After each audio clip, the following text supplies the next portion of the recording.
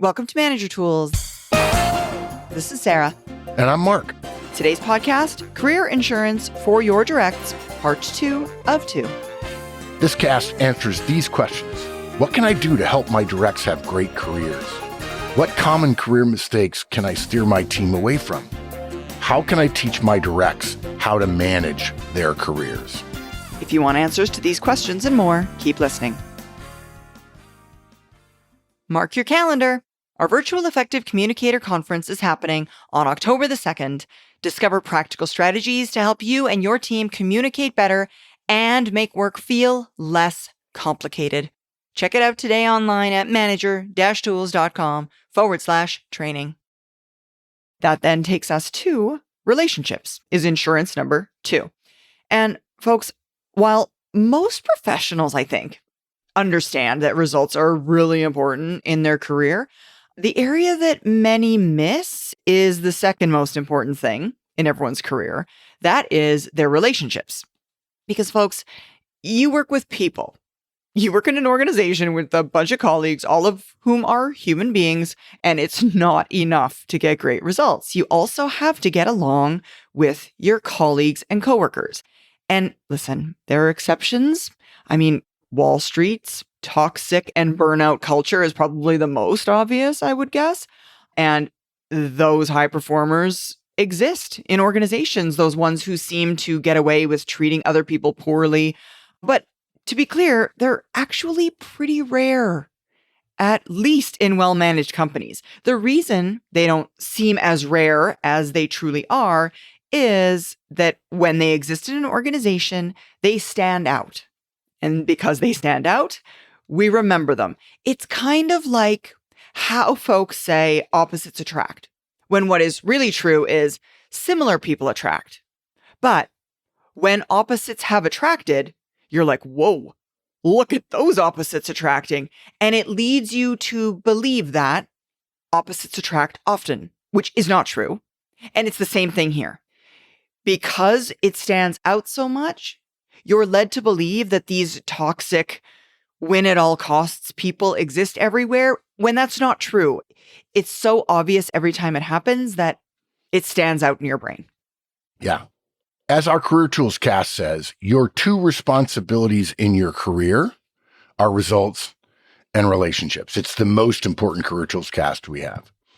It's definitely in the Career Tools Hall of Fame. And if you're a new listener, you don't know what Hall of Fame means, if you come to our website, manager-tools.com, and you click on the icon in the top right of the homepage, it looks like sort of like a solar system. It's called the Map of the Universe. And the Map of the Universe is every cast we have organized by topic. Some casts are in multiple topics, and you can drill down into them and discover things about feedback or about performance reviews or about coaching or being coached or having a mentor. And there's one called Hall of Fame. And if you click on Career Tools Hall of Fame, you'll find the one about results and relationships. And to be clear, when we talk about relationships, we don't just mean your colleagues on your team. We mean everyone. As a professional, you're expected to have good working relationships with everyone on your team and your directs, and further down the line, if you're a manager, okay, and your boss, and further above her and up the line all the way to the top. And folks, please do be careful about treating those below you differently than those above you. People start seeing that, they'll see you coming miles away, and you'll just be burning your trust, and suddenly you won't be able to get anything done, and you won't know why. And folks, you are obligated to have a good relationship with your boss, to work on it and to try and repair it when it isn't working well. Now, what we would say is generally your manager has more responsibility than you do, but be clear, it is not entirely someone else's responsibility. Nothing will ever change if you take that stance in life and just wait for other people to do what you think they should instead of taking your own responsibility. So also work toward having that yourself.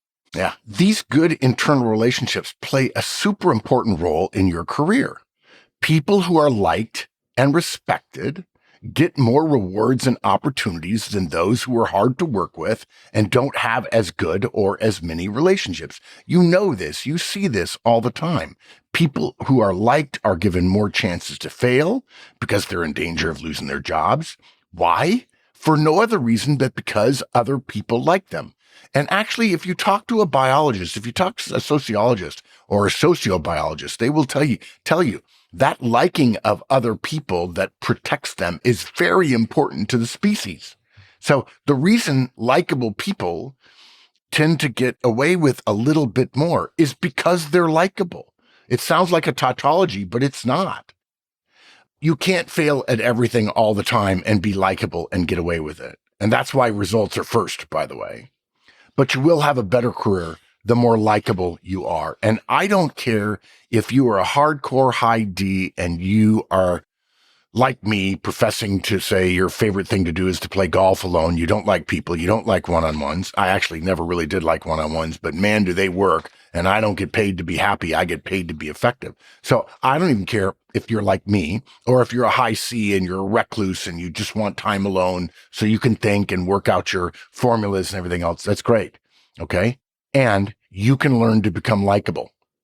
You can learn some basic behaviors that if you work on them for a while, you will gradually get competent, not skilled, not gifted, but competent at natural human interpersonal relationships. If you doubt that that's true, just listen to our very first podcast, right? 20 plus years ago, Solution to a Stalled Technical Career. It talks about someone who didn't have good relationships and wondered why their career wasn't getting ahead. Yeah, exactly. And folks, the strength of relationships isn't solely internal. Having good relationships as career insurance has an external aspect as well. Your external relationships will play a role when you move from one company to another company. If you don't have any external relationships, you'll be exposed to less about the world that is around and outside of your organization. You'll learn less about the market, you'll learn less about the world, and you'll not have friends or former colleagues elsewhere who can help you when you do need to make that job transition. These external networks are critical to your career, and far too many people, I know me in my younger days, did not take time to grow and maintain them. And Mark and I just recently re-recorded and released in Career Tools the How to Build a Network podcast. A Hall of Fame podcast was originally recorded way back in 2006, I think. Yes. Before we formally started Career Tools. In the very beginning of Manager Tools, we would do, because people were asking us career questions, we realized we had to do 3 Manager Tools casts a month and 1 career-ish cast, which we didn't call Career Tools. But it wasn't until 3 years later that we started Career Tools, because I was tired of giving up a week of Manager Tools guidance for career because stuff. People were, and then we had plenty to do on careers for 20 years. Yeah. And since that time, since 2006, 2005, we have released at least 50 podcasts on the importance of relationships. I mean, we are beating the relationship drum constantly over here. So yes, focusing on relationships, hugely important. Okay, so folks, if you are teaching your directs about the career insurance value of relationships, it might sound like this. We've already talked about the career insurance that comes with results. Now, this week, let's talk about relationships, which far too many professionals think as unimportant and don't value, but it is truly the second most valuable form of career insurance. It's not enough to get good results here or anywhere else for that matter. You have to do it, get your results that is, in a sustainable way. And sustainable means you can't go around ticking people off because you've got your work done and your results matter more than anything else. If you've met someone who gets results at the expense of relationships, you know them. And if you haven't yet, you will meet them and you won't like them. If all you do is focus on results and are not likable, are not polite, are not respectful, nobody is going to like you. And I won't have anybody like that on my team either. Having good relationships It means being nice to other people, remembering their family members' names, asking about their spouse and their children, covering for them when they have to leave early, not complaining when they leave to coach their kids' soccer team, saying congratulations when they're doing well, being sensitive when things aren't going well, doing favors for them when they're swamped. If you do these things in your career, you are ensuring your career success. Your own career. Being nice to other people ensures your own career. And you know what? You're not that cool, that good, that special, that big, or that gifted that you can ignore the people around you. Exactly. And if you're not building relationships, I got to tell you, the word gets around. It will absolutely get around, and nobody else will have you on their team either. And when the next layoff happens, you will be caught. And if there isn't a layoff, you may be here, but you won't get the raises you think you deserve or the promotions that you really want. Relationships are a close second to results when it comes to career insurance. And what's more, you've got to have good external relationships as well. Friends in other companies, in other industries, in other locations. They'll help you learn more about what's going on where they are, which will often be different from here, where you are. And that's important. It's an important perspective to gain. And you need to keep those relationships current by staying in touch, or they won't be relationships much longer. You won't be able to ask for a favor when you need a career favor from a person whom you haven't talked to in over a year. Unless they're your best childhood friend, they're not going to refer you to another individual or give you a reference on your resume or help you get an interview for that matter either. Yeah. That's why salespeople call them cold calls when they don't have any relationship at all. It's cold. You get a cold response. Okay. Insurance number 3 is save a year's worth of salary in cash. And to be clear, guys, we're recommending you save a year's worth of salary to provide not just career insurance, but obviously income insurance in the event of a sudden layoff or corporate failure or termination. This means having it in cash or near cash equivalents. Can't be in your IRA, can't be in a pension fund that you're going to pay significant penalties or taxes or fees to get it out. Okay. Now, most personal finance gurus say you should have some money in the bank, right? And they say you use it for things like your washing machine or your dryer breaks, right? Sure. You don't want to put that on a credit card and have to pay interest. And the reason that happens, of course, folks, is because you're living right up to your means. You're not putting any money aside for the discontinuities that inevitably happen in all of our lives. People are like, well, I have car insurance and I got into a car accident and I forgot that I have $1,000 deductible, right? And you have to pay the deductible. And then you put that on a credit card and now you've got credit card debt and so on. So we mean having a year's worth of salary. Now, when we first did this cast 20 years ago, maybe it was because the market was pretty good. Maybe it was just because this is the way I had always heard it, sort of unofficially, never from my bosses, was have 6 months saved up.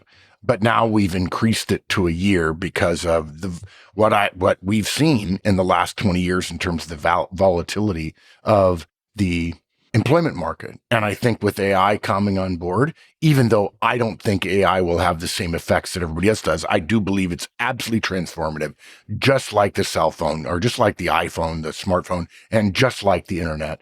But I don't think it's going to have the suppressing effect, the massive suppressing effect. It is right in terms of employment. I think it is right now. And I think that's because a lot of tech companies, folks, overhired at the start of COVID. And very few of them resisted that urge and just told their people, we're going to have to get through this. And then they had this massive hangover. They looked bad. Their stock price was suppressed. And so now they're posturing saying, we're not having to hire people because of AI. That's actually only partially true. What's mostly true is they learned their lesson and they're never over hiring again. And they've learned the way smart, educated, worldwide CEOs have all learned, if they've been there for a while, that it's much better to have too few people rather than too many. So again, we don't mean having it in a retirement fund. That's separate. Retirement is a separate thing. We're suggesting you put money away for a retirement fund, take advantage of whatever your company does for you. And then in addition, you should probably have a separate retirement fund. And then separate from that, you should be putting away money in cash. You could have it in a savings account. And I have a friend who regularly moves from one savings account to another to get the teaser rate for 6 months and then moves to another one. That's smart, dude. And yeah, it's like 5% versus 2%. I mean, it's on $10,000, $20,000. It's appreciable. It's noteworthy. And if you want to be picky, you can call it a year's worth of take-home pay versus your actual salary. Because think about it. You get a salary, let's say, of $100,000. Your take-home pay, I'm going to say, is only $70,000. I'm making that up. I don't know what the tax rates are. And so you're only spending 70. Well, when you get laid off, you won't have any income to declare for taxes. And so you can live on 70 because it's after tax and there's going to be no tax on top of that. Mm-hmm. And folks, to Mark's point, we've been making this recommendation for 20 years already. And the reason we keep making this recommendation is we've talked to hundreds of managers and professionals who did not follow this guidance and were in a position where they then needed to make bad choices about what job offer they would take because they had to have income virtually immediately to pay their bills, to pay their mortgage, to feed their family, and to work with, to talk with those individuals and hear the stress in their voices that they were going through trying to pay their bills. It makes a person less effective in their job search. It makes a person feel more desperate and causes you, I should say, to make bad decisions because you're worried all the time and you're stressed all the time. And we want to prevent that from ever happening to you. And to Mark's point, there's a lot more volatility, as of late anyway, that is occurring that is in large part outside of the individual's control. And therefore, we'd recommend you have the best semblance of control we know exists, which is having salary in the bank. Yeah. Charles Dickens had a character in one of his books called Mr. Micawber, and he's famous for being basically a debtor. And I think in one point going to debtor's prison, although it's been 30 years since I read my Dickens. And in the book, he has a line in which he says, annual income, 20 pounds, annual expense, 19 pounds, 6 shillings, which is slightly less than 20 pounds. Result, happiness. Annual income, 20 pounds. Annual expense, 20 pounds and 6 shillings. Result, misery. And the lesson of this is cost control. Home cost control. I suspect many of us had the experience of, hey, we need to cut back right now during COVID, during March of 2020. It's over 5 years ago now. It seems crazy. Seems like yesterday. And it was amazing how many applications people could say, no, I don't need that. No, I don't need that. I think our company, because we pay for people's phones and so for all their apps, we save thousands of dollars a month, which was money we didn't have to make. And we were looking for all kinds of cost savings. Okay. Yep. All right. Enough about this. This is how it might sound about talking about having a year's worth of salary saved when you're talking to your directs. Dude, the third career insurance is cash in the bank. I highly recommend that you have a year's worth of salary, take home pay, whichever one you want to use as your metric, saved and readily available to guard against a sudden layoff, a big recession, a termination, a company failure. These things may sound rare, and you'll probably be fine without this, but having that cash in reserve will be far more valuable than any of the things you could have bought with the money you saved by not buying them. If for some reason your career takes you down a wrong turn, and this can be totally through no fault of your own, including if you have good results from relationships, You don't want to be worried about whether or not you can pay your bills while you're searching for a job. I've seen it too many times. If it happens to you, you'll regret it forever. The key to personal finance is spending less. And if you really want to be serious about it, spending a lot less than you make. We know people who make a great deal of money and have fancy cars and a big house, and they have credit card debt. And if it happens to you one time that you don't have any money saved and you lose your job, it will be burned in your head and you will regret it forever. And speaking of which, we'll talk more about this when we talk next week in our one-on-one about living small always. There's all kinds of ways you can do that. If you already know our guidance and want all your managers engaged in Trinity behaviors, making it happen is easier than you think. Manager Tools organizational training, delivered on-site at your workplace or virtually, is a highly cost and time-effective option, especially for groups of 20 to 30 professionals. We take the time to learn about your audience before we train, allowing us to customize and tailor the delivery so the learning is directly relevant for your team. Plus, Effective Manager Training includes free annual Manager Tools licensing benefits for all attendees. Contact Maggie by emailing her at customerservice@manager-tools.com to discuss pricing and scheduling. All right, that then takes us into insurance number 4, which is live small always. And folks, the easiest way for you to get to your year's worth of salary, and I should say also eliminate forever this risk of fear or job loss or dislocation. The best way to ensure you get there is to learn to live small. Stop trying to keep up with the Joneses. You know those influencers' lives that you envy? Like those people you see on social media, the ones that look so happy? So many of them are so deeply unhappy, knowing that the life they portray is not truly the life that they lead. Because happiness can't be bought. It's not for sale in any store you've ever gone to. Being rich is not having what you want. Rather, it's wanting what you have. Yeah. There are plenty of people whom you think of as wealthy who are living paycheck to paycheck. I'm not kidding you. Absolutely. They make $750,000 a year, which probably for some of you right now, you're saying, I'm not even sure I would know how to spend that. And they have great cars and big houses and payments and a boat that they're never on. Maybe they even have a fractional ownership of a jet, and yet they don't get to use it as much as they want. And they have big mortgages to boot. And they have been telling themselves for years, I'll finally be okay with my next big promotion. Folks, true wealth is not what others see. It is being able to take care of your family even when you lose your job. Mm-hmm. That's exactly it. And the way that you can best do that is to save for a rainy day. And it's not that hard. Just save 10% of your take-home pay every month and put it in the layoff fund. Pay yourself and secure your future first before spending money on the other things. We'd even recommend delaying investing for a year. To Mark's point, we don't want our money locked up in an investment that we'd have to pay a penalty to get money back out of. So delay investing so that you can have that base salary saved.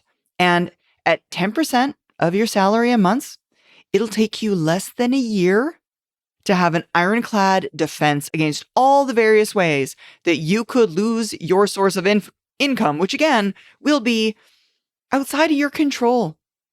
It's not a choice you're going to make. It's going to be made for you. So having that money is a good line of defense.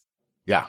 Now, look, we know that 10% seems like a lot. Some of you are thinking, wow, I don't know if I can do that. And then you do the math. You're like, if I only made $30,000 take home, you're saying that I would have to save $3,000 a month. That would be really hard. And you're right in one way, but you can pay us now or you can pay us later. Okay. But there are so many small choices that add up over the course of a year. Don't drink coffee outside of your house unless the company provides it for free.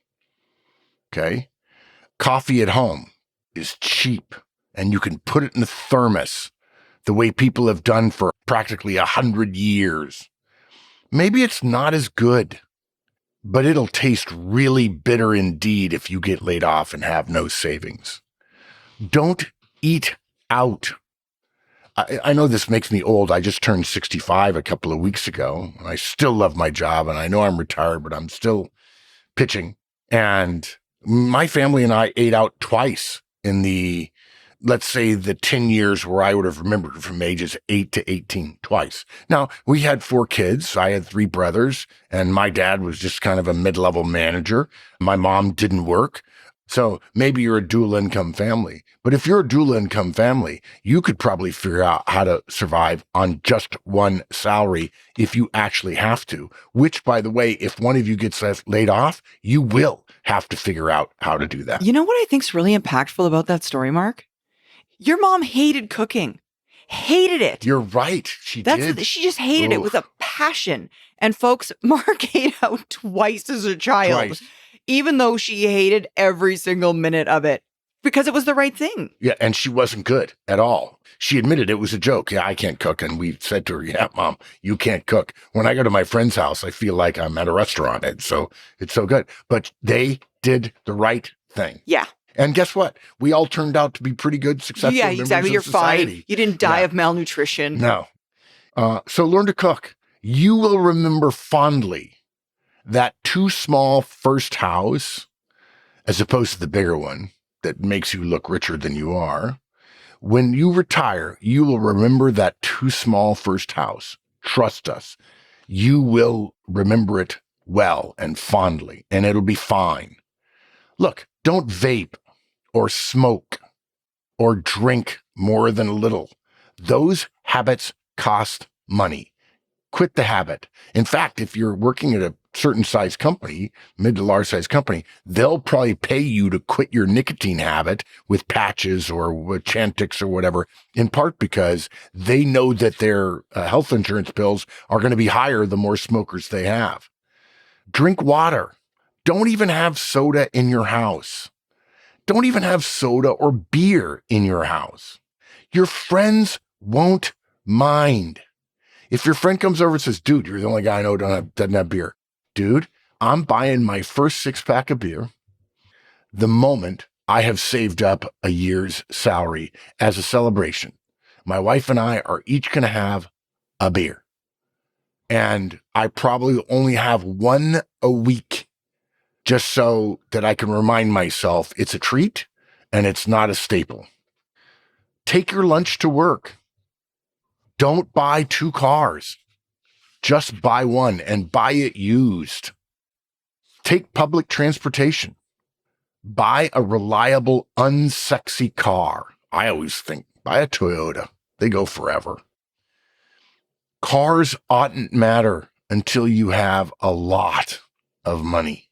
Yeah. Dude, I remember during COVID, not that I was strapped for cash, but I was terrified because I didn't know how long it would last. Yeah, that's right. We didn't know what was going to happen with the company. We had no idea. I did not buy condiments. Like when my mustard ran out, I just didn't have mustard and I just had a hot dog without anything on it. And I stopped eating salad dressing and I just had a squeeze of lemon on it. We still do that today. I know, right? I know because I kind of like that better. I wouldn't buy a bottle of wine that was more than $4. Nice. $2 chuck. And it wasn't good. It wasn't good, which also decreased the amount of times you wanted to have a glass of wine. But I wouldn't. And that was the rule. That was the limit. And you just got to set limits. It's possible. I'm fine.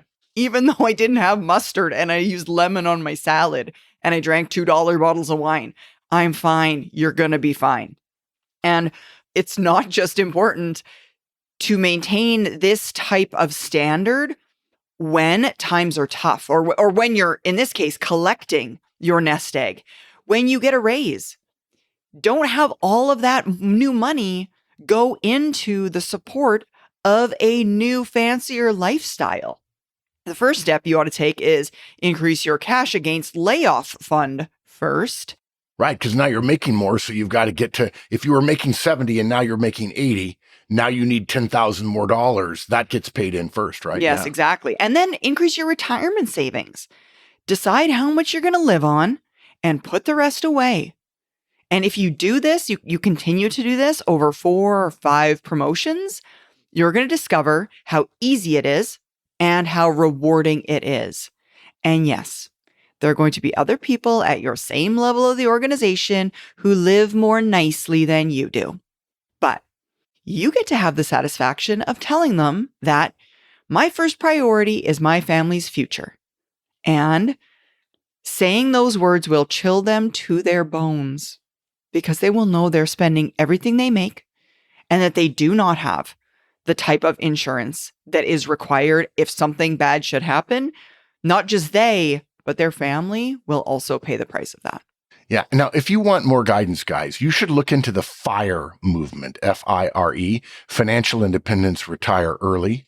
There are podcasts and books that will give you thousands of ideas. We have friends who've retired before they were 45 by being stingy up until then. And by the way, Maggie Tucker says she became a much better professional and she was a mid-level executive because she didn't have to worry about what her boss thought about when she disagreed with him. She was like, no, I'm sorry, I don't agree with that, because she could lose her job and she was fine. She was totally fine. Yeah. Different kind of freedom, that is. How would it feel to be able to retire at 45? You know, all those sports stars you look up to who make hundreds of millions of dollars a year, and you wonder why they keep playing? Because they love playing and they don't have to worry about the money anymore. Never having to work again if you don't want to at age 45. You can do that if you'll get control of your costs. Okay, so do you want to do the last one? Yeah. So this would be then in your series of 4 career insurance conversations with your direct. This would be your last one. And it would sound like this. Our final lesson about career insurance is to live small. What I mean by that is always take care of your future before you think about spending the money that you've got. Max out your 401k contributions. Since the company is matching your contributions, don't spend all of your raises. Pay your future first. If you live right at the edge of your means, you'll always be 1 month away from missing a payment. Please don't compound the danger of a potential layoff with also then not being able to pay your bills. And a lot of people live life like it's a race to the most toys. And the vast majority of those people can't really afford the life that they're living. Or maybe it's better to say that they can't afford the lifestyle they're portraying. Most folks can guess pretty closely what you're making. So you trying to look like you have more clothes or cars or a better house is usually just a sign that you're showing off. And despite your interest in looking good, showing off is not a good look. And think of it this way. How would you feel if you were able to retire when you were 45? You can if you live small. And you won't miss any of the small choices that you made along the way. Ooh, that was good. Kind of. Yeah, you wrote it, dude. Goosebumpy. So, oh yeah, I forgot that part. Yeah, so let me summarize. Folks, a career is not a series of jobs. It's the accumulation of a professional lifetime of choices. Making the right choices in certain areas are good insurance against the vagaries of life, whether professional or personal. Focus on your results. Build relationships. Be a good person. Have a year's worth of pay in the bank and live small. The tortoise beats the hare, and the ant lived and the grasshopper died. thanks, dude. This was a good one. Ah, that was a lot of fun. A lot of fun. Thank you so much, folks. We hope this helped you help your directs. Now, it's your turn to help us help others and tell your friends. And of course, follow, rate, and review our podcast. And remember, 5 stars only, please. Bye, everyone.